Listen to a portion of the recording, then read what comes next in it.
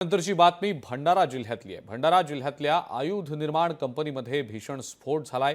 या स्फोटाचे व्हिडिओ लोकशाही मराठीकडे देखील आलेले आहेत। यात 8 लोकांचा मृत्यू झाल्याची प्राथमिक माहिती समोर येते आहे, तर 5 ते 7 लोक यात जखमी झाल्याचं समजतंय। कंपनीमध्ये काम करत असताना सकाळी 11च्या दरम्यान हा स्फोट झाला। या स्फोटाचा आवाज जवळपास 5 किलोमीटरपर्यंत नागरिकांना ऐकू आलाय। त्यामुळे या स्फोटाची तीव्रता किती भयानक असेल याची कल्पना करता येऊ शकेल। या कंपनीमध्ये दारुगोळा निर्मिती केली जात असते। इथल्या सगळ्या परिस्थितीचा आमचे प्रतिनिधी सरवर शेख यांनी आढावा घेतलाय, आपण पाहूया।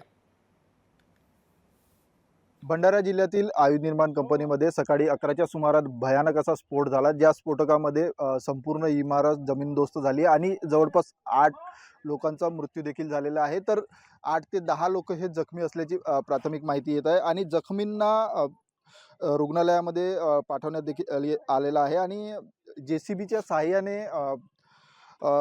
मृतकाच्या बॉड्या काढण्याचा प्रयत्न केला जातो आहे।